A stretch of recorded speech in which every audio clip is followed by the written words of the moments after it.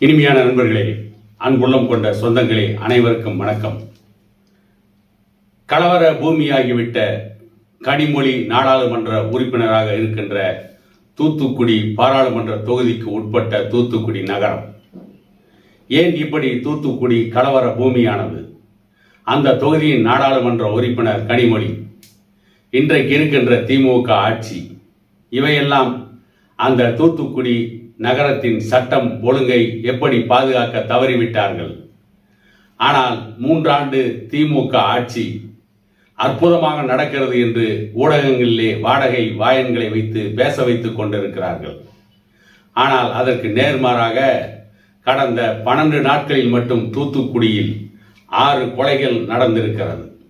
இவையில் இந்த கொலைகளில் 4 கொலைகள் கஞ்சா போதையால், கஞ்சா பொருட்களால் ஏற்பட்டவை. மற்ற 2 கொலைகள் குடும்ப தகராறில் நடந்தவை. தூத்துக்குடி குரூஸ்புரத்தை சேர்ந்த பால்ராஜ், இவர் வக்கீல் குமாஸ்தா, இவர் கொலை செய்யப்பட்டிருக்கிறார். அதை போல காளிமுத்து, அவர் வாழை தோட்டத்தில் நின்றிருக்கின்ற பொழுது கொலை செய்யப்பட்டிருக்கிறார்.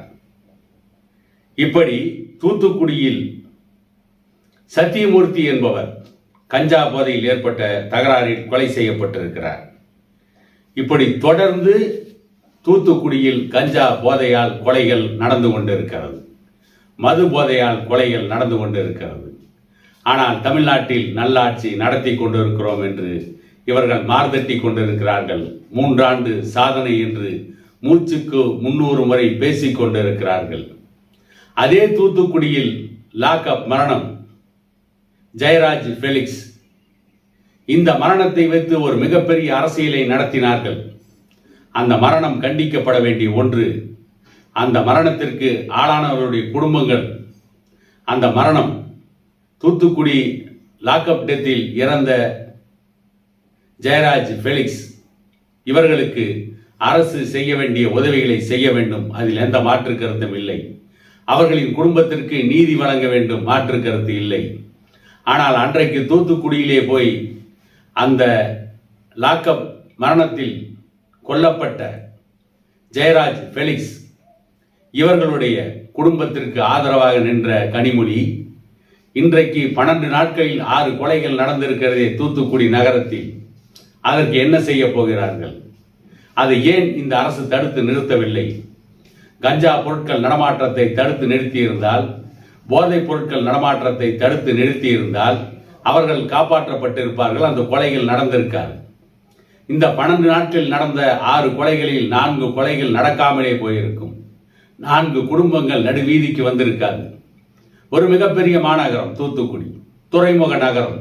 அந்த துறைமுக நகரத்தின் நாடாளுமன்ற உறுப்பினர் கலைஞரின் மகள் கனிமொழி, இன்றைய முதலமைச்சர் மு.க. ஸ்டாலினுடைய சகோதரி. அவர் நாடாளுமன்ற உறுப்பினராக இருக்கின்ற தொகுதியிலேயே சட்டம் ஒழுங்கை காப்பாற்ற முடியவில்லை. சென்னையினுடைய நிலைமை என்ன? அதை போல பெருநகரங்களாக இருக்கின்ற கோவை, மதுரை, சேலம் போன்ற நகரங்களில் நிலைமை என்ன? ஏற்கனவே திருவண்ணாமலை போன்ற பகுதிகளில் தங்குதடை இல்லாமல் கஞ்சா போன்ற போதைப் பொருட்கள் நடமாடிக்கொண்டிருக்கிறது. போதாத குறைக்கு டாஸ்மாக் மதுபானங்கள், இவற்றால் இன்றைக்கு சட்டம் ஒழுங்கே சீர்குலைந்து கொண்டிருக்கிறது.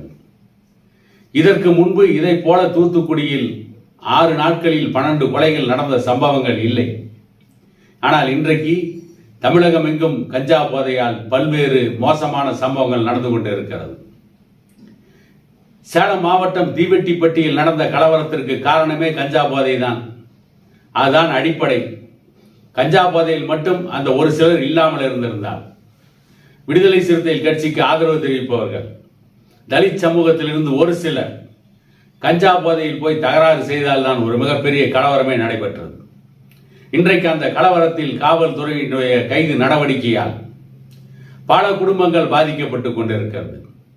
சிலர் கஞ்சா போதையால் நடத்திய வினை, சிலர் கஞ்சா போதையால் செய்த செயல், சிலர் கஞ்சா போதையால் நடந்து கொண்ட அத்துமீறல், இவற்றால் இன்றைக்கு தீவெட்டிப்பட்டியை சுற்றி இருக்கின்ற பல கிராமங்கள் உட்பட பல்வேறு இளைஞர்கள் இன்றைக்கு சிறைச்சாலையில் அடைக்கப்பட்டிருக்கிறார்கள்.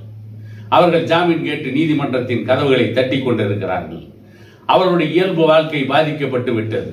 இதற்கு காரணம் என்ன? கஞ்சா. இந்த கஞ்சா பொருட்களை, போதைப் பொருட்களை தடை செய்ய சொல்லி பாட்டாளி மக்கள் கட்சியின் தலைவர் அன்புமணி ராமதாஸ் அவர்களும் நிறுவனர் டாக்டர் ஐயா அவர்களும் தொடர்ந்து எவ்வளவோ முன்னேற்பாடுகள் செய்தாலும், எவ்வளவு போராடினாலும், எவ்வளவு அழுத்தம் கொடுத்தாலும் அதை பற்றி கண்டுகொள்ளாத அரசாக திமுக அரசு இருக்கிறது. அதன் மீது சரியான நடவடிக்கை எடுத்திருந்தால் கஞ்சா பொருட்களை கட்டுப்படுத்துவதற்கு காவல்துறையை முடுக்கிவிட்டு கஞ்சா பொருட்களை முழுவதுமாக கட்டுப்படுத்தி இருந்தால் இன்றைக்கு தமிழ்நாட்டிலே இவ்வளவு மோசமான நிலைமைகள் ஏற்பட்டிருக்காது. தூத்துக்குடியிலே 12 நாட்களில் 6 கொலைகள் நடந்திருக்காது. ஒரு நாள் விட்டு ஒரு நாள் கொலைகளா? இதுதான் தூத்துக்குடி நகரத்துக்கு இந்த தமிழக அரசு கொடுத்த பரிசா? கனிமொழியை நாடாளுமன்ற உறுப்பினர் ஆக்கிய அந்த தூத்துக்குடியில் இதெல்லாம் நடக்கலாமா? நடக்காமல் தடுத்து நிறுத்துவதல்லவா சரியான நிர்வாகம்? ஆனால் மீண்டும் அவர்களை வெற்றி பெற வேண்டும் என்று நினைக்கிறார்கள். அதற்காக பணத்தை செலவு செய்கிறார்கள், ஓட்டுக்கு பணம் கொடுக்கிறார்கள். அதே நேரத்தில் அங்கே கஞ்சா போதையால் ஏற்பட்டிருக்கின்ற இந்த அவலங்களை இவர்கள் தடுத்து நிறுத்தவில்லை. அதற்காக இவர்கள் எந்த ஏற்பாட்டையும் செய்யவில்லை. கஞ்சா போன்ற போதைப் பொருட்கள் நடமாட்டத்தை தடுக்க தவறிய திமுக அரசுக்கு மக்கள் சரியான பாடம் புகட்டுவார்கள் என கூறிக்கொண்டு இன்னொரு காணொளியில் உங்களை சந்திக்கும் வரை உங்களிடமிருந்து விடைபெறுவது உங்கள் எடப்பாடி துரைசாமி.